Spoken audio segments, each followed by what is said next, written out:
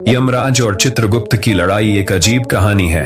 यमराज मृत्यु का देवता और चित्रगुप्त कर्म का लेखक, दोनों ने कभी एक दूसरे से नहीं लड़ा था, लेकिन एक दिन उनके बीच एक महत्वपूर्ण सवाल उठा।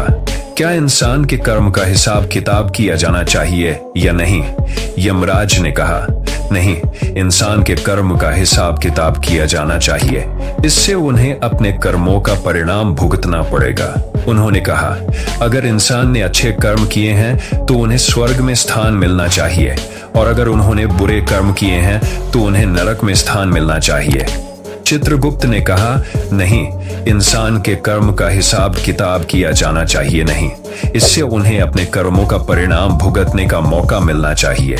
उन्होंने कहा, अगर इंसान ने अच्छे कर्म किए हैं तो उन्हें स्वर्ग में स्थान मिलना चाहिए, लेकिन अगर उन्होंने बुरे कर्म किए हैं तो उन्हें नरक में स्थान मिलना चाहिए नहीं।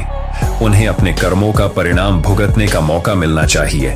दोनों ने अपने अपने विचार रखे, लेकिन कोई भी नहीं माना।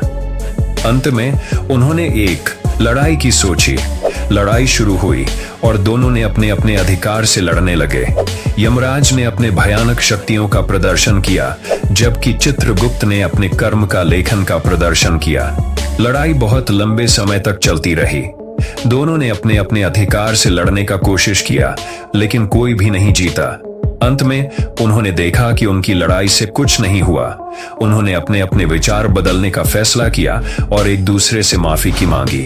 इस कहानी से हमें यह शिक्षा मिलती है कि लड़ाई से कुछ नहीं होता, बल्कि बातचीत और समझौता से सब कुछ हो सकता है। यमराज और चित्रगुप्त ने अपने अपने विचार बदलने का फैसला किया और एक दूसरे से माफी की मांगी।